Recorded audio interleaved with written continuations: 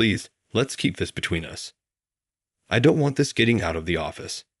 In return, I have a favor to ask. I've only had one wish. I'm Michael Johnson, a 48-year-old single office worker. I'm currently an assistant manager at a publicly listed advertising company. I spent the last few years caring for my father, who was seriously ill and passed away last year. Because of this, I haven't had any romantic involvement until now. But honestly, romance seems out of reach for someone like me. At work, a female coworker named Amanda keeps her distance from me. Even when she hands over documents, she avoids eye contact. Her manners are flawless, but I can sense she dislikes me. John, the male coworker who sits next to me, noticed this and said, "Amanda is beautiful, but seems rather cold." It's understandable. She probably looks down on someone like me who's no longer on the fast track to promotion. Amanda, with her rapid promotions, became an assistant manager at just 32. She's not only a career woman, but also actively involved in all the company events. The previous CEO hosted frequent drinking parties and golf tournaments, which I wanted to join. However, I struggled to coordinate with my home care nurse and missed out on these opportunities. The previous CEO didn't like me for this. He often remarked, "Michael, you're not sociable." Amanda, on the other hand, is amazing. Her dedication is admirable. I was stuck in my role while some of my peers moved up to director positions. It's embarrassing. Returning home, I faced more despair. My father, who managed apartment buildings, left me a large house. But it's now a mess, with old, unused furniture and appliances cluttering the space. I'm not good at housework and let it get dirty to this extent. I really need to do something about this. After searching online for a solution, I stumbled upon a home service website. The site promised that, for a fee, a helper would visit my house and handle tasks like cleaning and cooking. This seemed perfect for someone like me who struggles with housework. I immediately called the company and arranged for a helper to visit my house this Saturday. As promised, my doorbell rang on Saturday. Finally, I could say goodbye to my messy room. I opened the door only to freeze in shock. Standing before me was none other than Amanda. "Is that you, Amanda?" I thought it might just be a coincidence of the same name, but I never thought it would be you. Amanda looked just as shocked as I was, her eyes wide behind her glasses. Usually, she would be dressed in a sharp suit and fully made up, but today she wore a frilly apron, and even her minimal makeup gave her a young and cute impression, creating a stark contrast with her usual appearance. It caused my heart to race. Amanda in glasses looked really good. Oblivious to my inner turmoil, Amanda was sweating nervously. "Please let me in. I don't want anyone to see me." "Oh, right. Please come in." That's when I understood why she was so flustered. Side jobs were prohibited at our company. "Well, would you like some tea in the meantime?" "Thank you, but I must say I'm surprised. Who would have thought you were working a home service job?" "There is actually a reason." Amanda began to explain her situation after setting her cup on the table. "I come from a single mother family, and due to our financial situation, I had to take out student loans to get through college." "That sounds tough." "It would have been okay if I just had my student loans to pay off, but my sister, who's 10 years younger, just started private college. My salary alone isn't enough to support her, so I ended up having to take on the side job." "I see. Unlike me, whose livelihood is guaranteed by the rent income from a house my father left me, Amanda had no choice but to earn extra money. That's probably why she's always been working so hard. There was no way I could blame her." Amanda looked at me intently and opened her mouth. "Please keep this a secret from the company." "Well, I have a favor to ask in return." I had only one wish. I wanted Amanda to quit her job as a helper as soon as possible. Since we never know when the company might find out about your side job, I'd like you to stop taking new orders and come to my place once a week. You should quit this side job as soon as possible.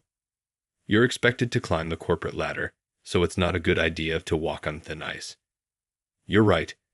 I'm also planning to pay off my student loans by the end of this year, so I'm thinking of quitting my side job. I think that's a good idea. Anyway, I'm looking forward to working with you. She nodded and started cleaning right away. She made progress much faster than I expected, and by midday, the first floor was sparkling clean. Phew, I really wanted to clean the second floor and the storage room as well. No, this is more than enough. Thank you.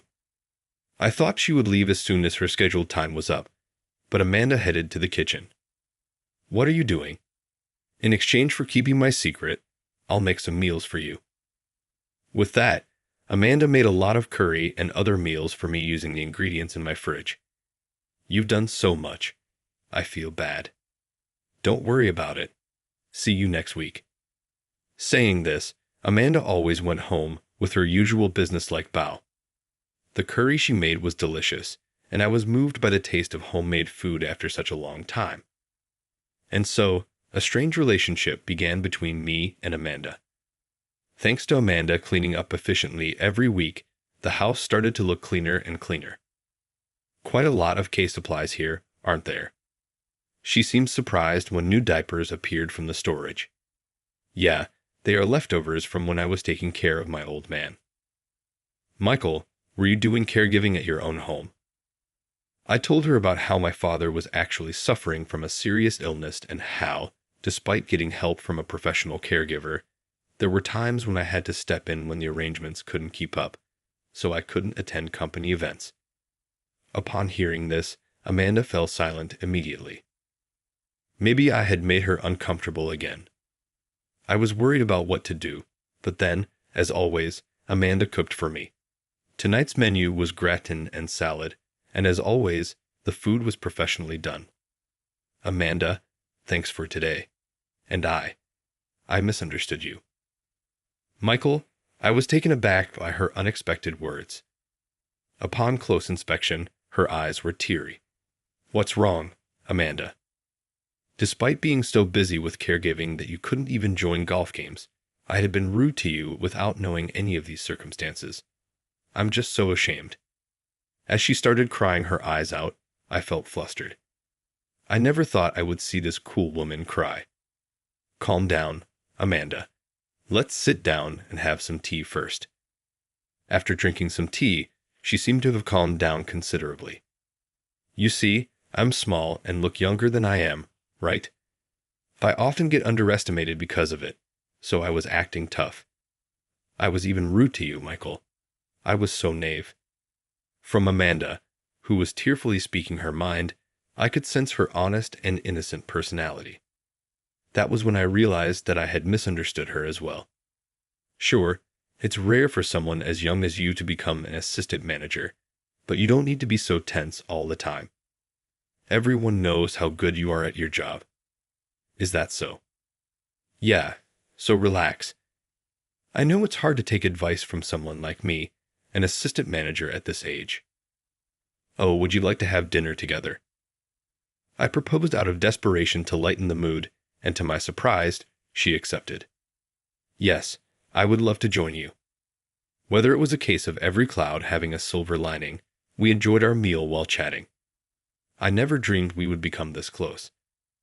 After finishing dinner, when it was time for her to go home, Amanda again apologized for her past rudeness and bowed her head many times. It's okay. Don't worry about it. The past is not what matters. It's the future. Thank you. Amanda gave me a bright smile as she was leaving. Needless to say, my heart skipped a beat.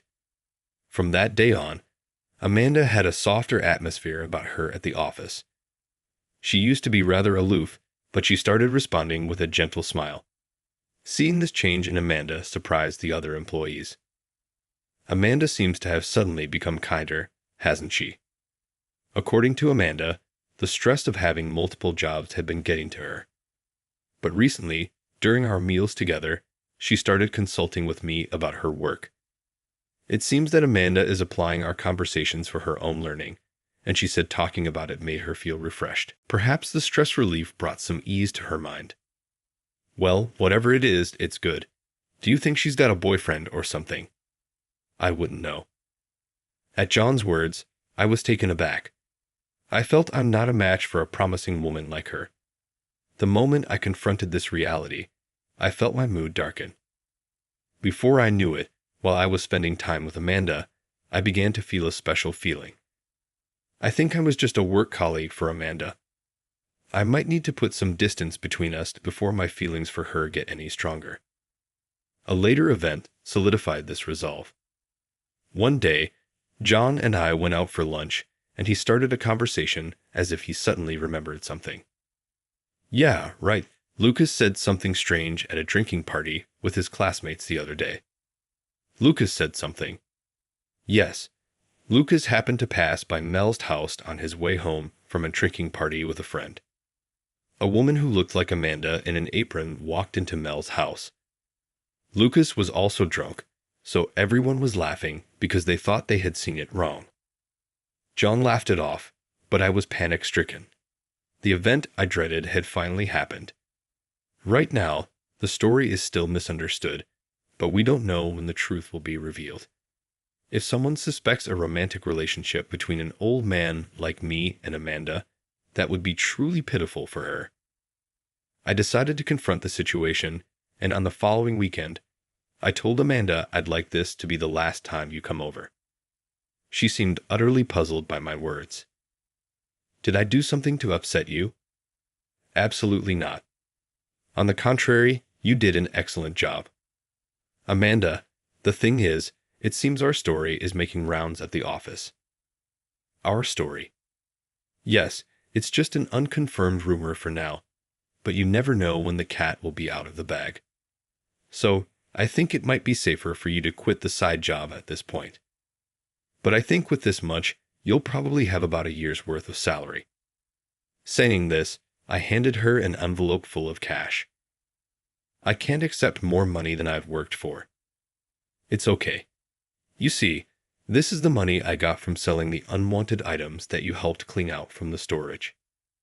Yes, we found a lot of items, such as jewelry my mother used to wear and bottles of foreign liquor from the storage.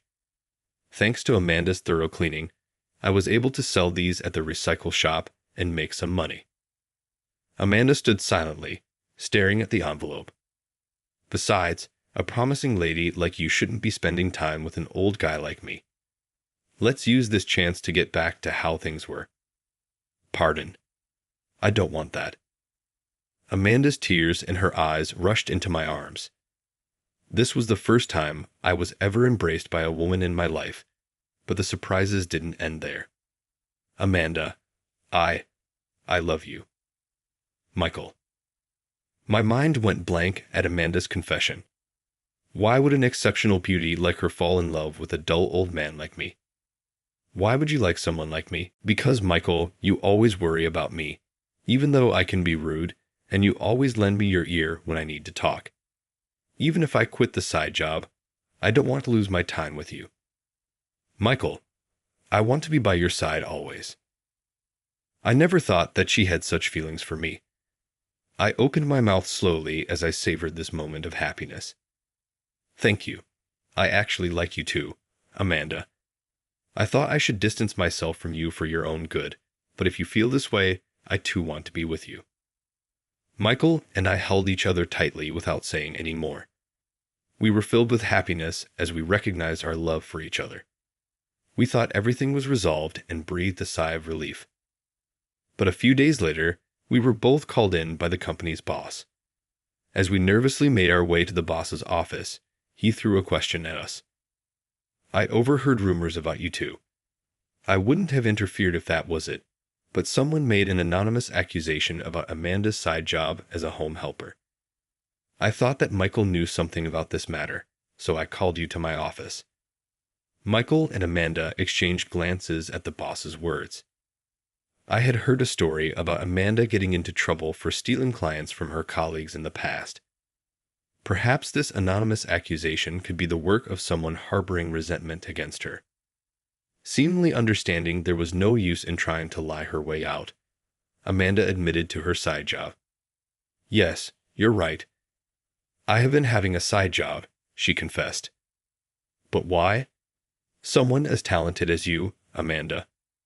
She explained that she didn't take on the side job for personal gain.